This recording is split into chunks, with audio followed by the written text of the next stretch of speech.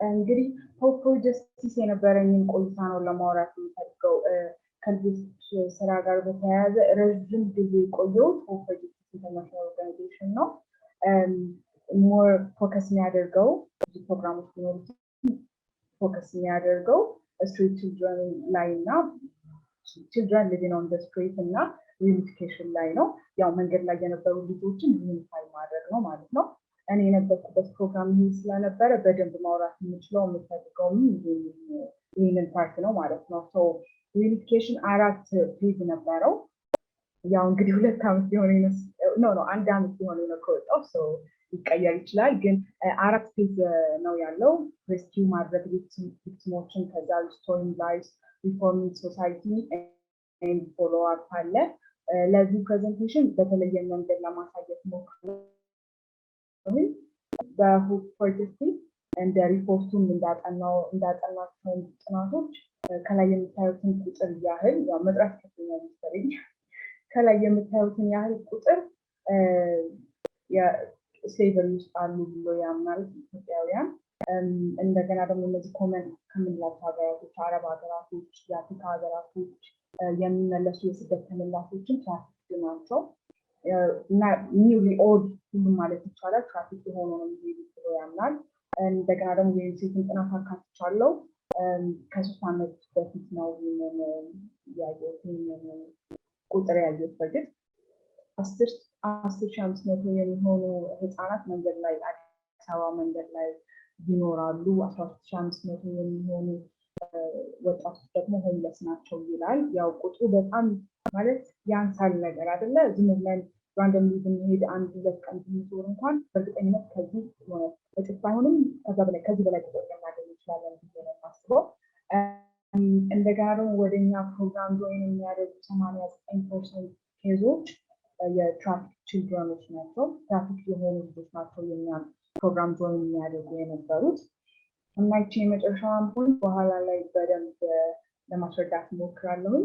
ቶችን ከህፃናትን የእኛን አገልግሎት ከሚያገኙ ህፃናትን እንደገና ደግሞ ከፖሊስም የምናገኘው ኢንፎርሜሽን ብዙ ጊዜ ምንድነው ትራፊከሮች እንደዚህ ዝምድና ያላቸው ሰዎች አባደል አርቲስት፣ አጎት፣ ይህ ጎረቤቶች፣ የሚታመኑ የቅርብ ሰዎች ልጁን አብረው ያሳደጉ ምናምን ሰዎች ናቸው ትራፊከሮች የሚሆኑ። እንደገና ደግሞ እንደዚህ በአካባቢው የሚታመኑ ሰዎች ለምሳሌ ከመንፈሳዊ ቦታ ፓስተሮች፣ ሼኮች፣ ቄሶች ማለት እነሱን ወላጆች እነሱን እንዲህ ማለት አይችሉም፣ አለማመን አይችሉም፣ አለማክበር አይችሉም ምናምን ነገር እና እነዚህ በኮሚኒቲ በደንብ በጣም ሪስፔክትድ የሆኑ ሰዎች ትራፊኪንግ ላይ በደንብ ትልቅ ሮል ይቀበላሉ፣ ገንዘብ ሜክ ያደርጋሉ ማለት ነው። ብዙ ሰዎች ሊያሳይ ይችላል፣ ግን ይህ እውነታው ነው። ላይ በጣም ብዙ ሰው ትራፊክ የተደረገበት ብዙ ህፃናት ትራፊክ የተደረጉበት መንገድ ይህኛው ስለሆነ ማለት ነው።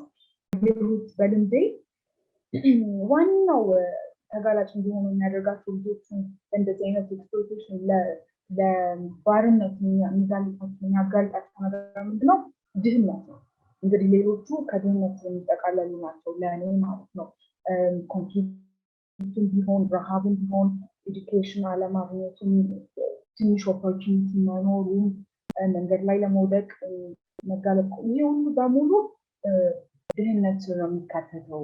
ምክንያት የማስቀምጠው ድህነት ነው። ለየት ባለ መንገድ ለማሳየት ሞክራለሁ። ከባዱ ፌዝ ሬስኪው ነው ለእኔ ማለት ነው። ለምንድን ነው ብዙ ጊዜ ህፃናትን የምናገኘው በአውትሪች ነው፣ ደግሞ በሪፈራል ነው።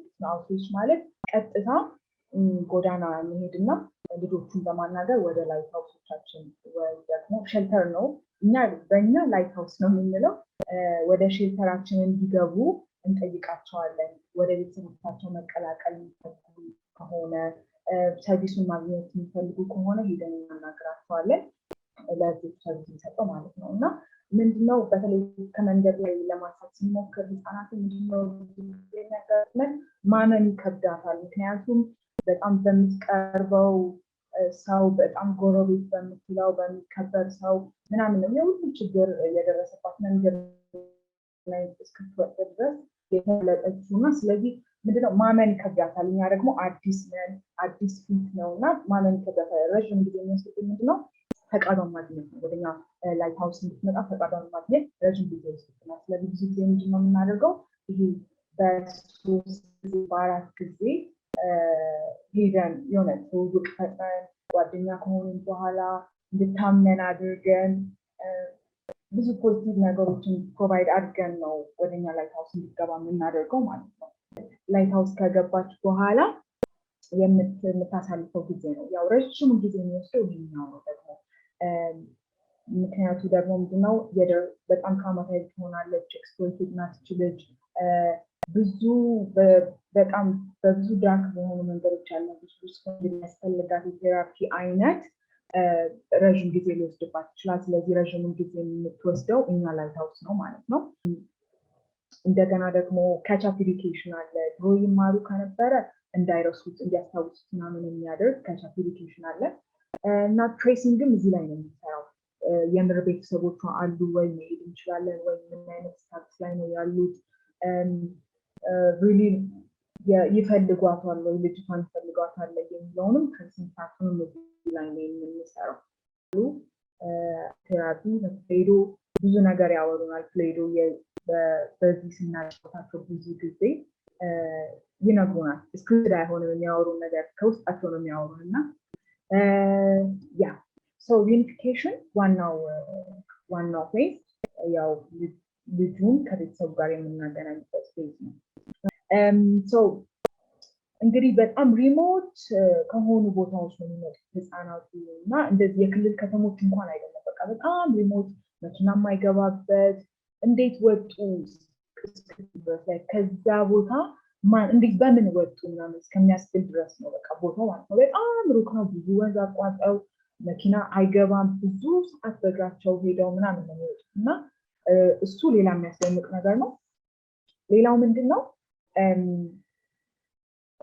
እዚህ ላይ ነው ሪፎርሚንግ ሶሳይቲ ፌዛችንን እዚህ ላይ ነው የሚጨርሰው። በጣም ትንሽዬ ናት፣ ግን ምንድነው የምናደርገው ልጁን ልናቀላቅል በምንሄድበት ጊዜ ኮሚኒቲውን ሰብስበን ኢንፎርሜሽን አዌርነስ ለመስጠት እንሞክራለን። ትንሽ ጊዜ ብትሆንም ኢንፎርሜሽን ከማጣት አዌር ባለመሆናቸው እጃቸውን አሳልፈው ለአውሬ የሚሰጡት እና በደንብ አድርገን እሱን ለመናገር እንሞክራለን።